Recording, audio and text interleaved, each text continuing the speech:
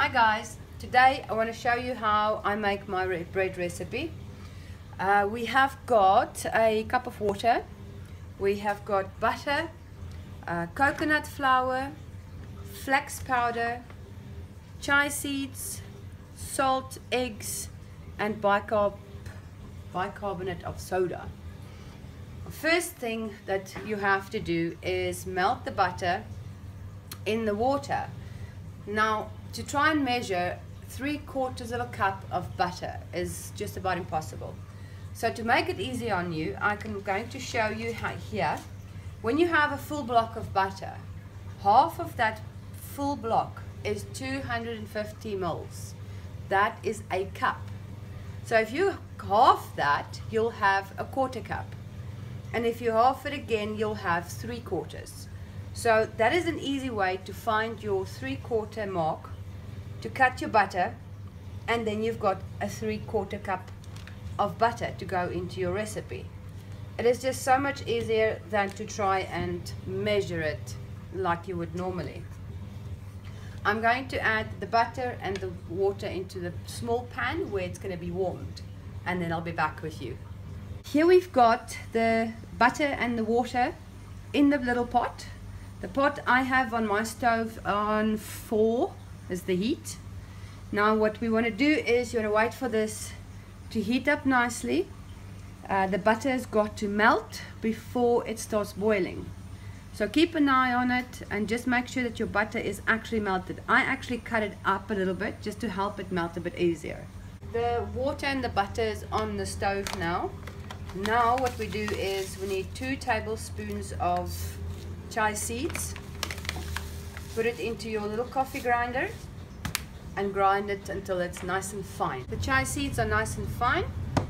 So what we need is a cup, 3/4 cup of coconut flour.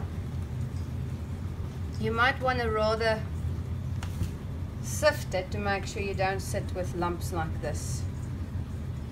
So it's a 3/4 cup of coconut flour, 3/4 cup of flax powder, flax seed powder. Again, you might want to just sift it so that it's nice and fluffy. And then of course the 2 tablespoons of chai seeds. With that we add the salt, which is a teaspoon of salt. Just add it in there. Right, now we need to mix this really well. You want those chai seeds mixed in there as well as you possibly can. That will be your glue. That's what's going to stick this whole lot together. I'm going to come back to you just now. I'm just going to sift this and make sure it's well mixed. Here's the dry ingredients mixed well. It almost looks like a brown bread mix, and you can't see any lumps or anything like that. So yeah, this now goes into our wet ingredients as soon as the water has started boiling. Okay, here we can now see how the butter is melting. Just swirl your pot to help it a little bit. It helps to loosen it, helps to melt the butter. Now as soon as this water starts boiling, it's ready, and we'll add the dry ingredients. Okay, the water is boiling now. Now we're going to add the dry ingredients into it. Just take it off the stove. Pour the dry ingredients in, start stirring. On the heat, off the heat, keep stirring. On the heat, off the heat. Now we have to time a minute and keep stirring it. You'll see it starts becoming a dough ball. Just keep going, mix, mix, and you go like that for about a minute. Now what happens is your chai seeds are kind of cooking, your butter stays melted, and you can actually stir this. And that goes on for about a minute. On the stove, off the stove. Now that your dough has been cooked, kind of, we're going to just put it into a mixing bowl, and it's going to stay there for about 5 minutes to cool down. The next step is adding the egg and bicarb, and then it gets whisked. I'll show you how to do that. Alright, now that the dough is a little bit cooler, we don't want it ice cold because the butter will just solidify. We're going to add our egg straight into it. It's 3 eggs. The original recipe calls for only 2. I find that 3 eggs works a whole lot better. Also, your teaspoon of bicarb goes in, and we whisk this up.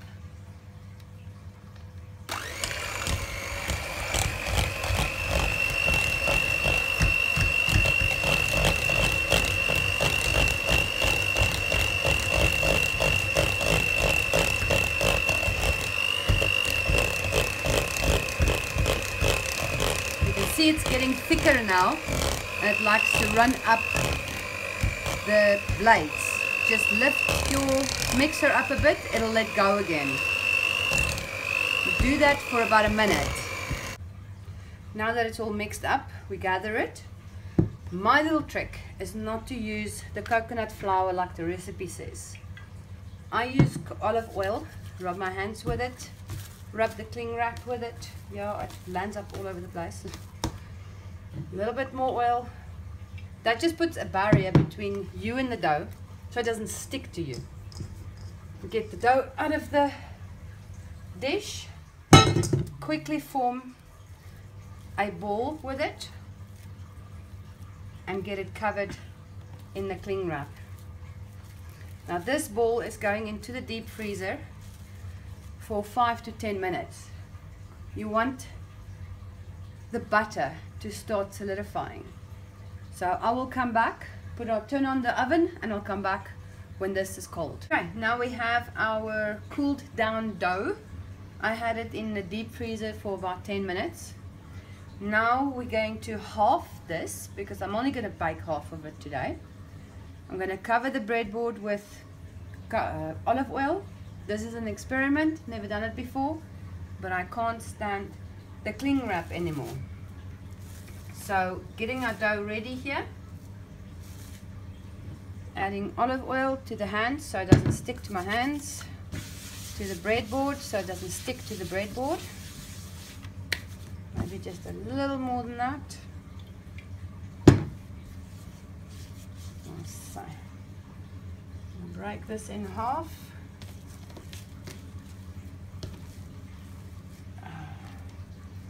There we go. And then you basically form it the way that you want it.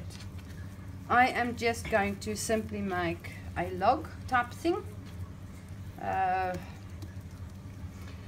dog bun type bready thingy. Now remember, these things do not taste like ordinary bread in the shop. Some of them are actually very, very good. This one's quite delicious. I use it for dunking in soup, bread with my lasagna. There are so many things you can use this with. You don't need an actual loaf of bread. I'm going to put this into my pan and then I'll come back to you. Now we have our bread in the little pan. This is the leftover dough. I'm just going to close it up and it's going to be in the fridge. Tomorrow I'll bake it and make something else. So it's not being wasted, but it is there if you need it.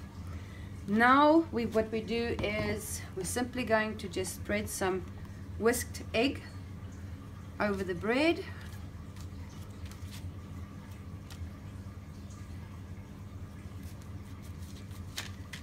This is to crisp up the edges.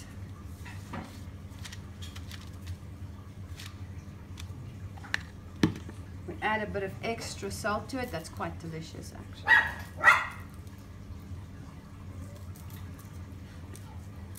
Okay, extra salt and some sesame seeds on top.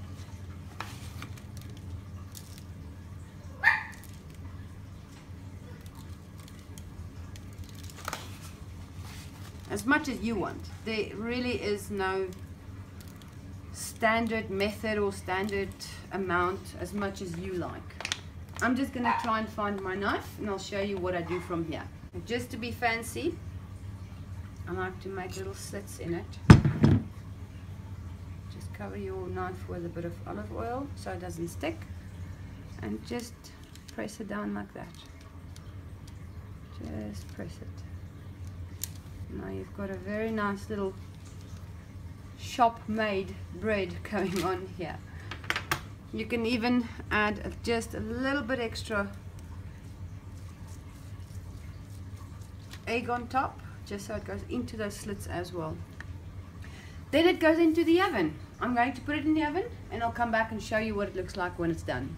So we've taken our bread out of the oven and I'm going to cut it so you can see what it looks like on the inside.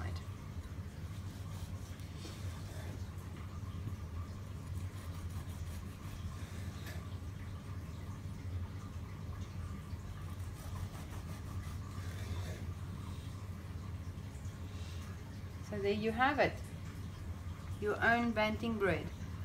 If you cut it like that, you've got lovely little sticks to dunk into your soup, or even just to spread some pate on it or some butter, whatever you like. It is not meant to be a sandwich bread. It's not meant to be the main course. It is not the main course. It's merely an add-on, or if you absolutely have to have some bread. This is quite delicious. Let me know what you think, and please try this. It is worth giving it a go.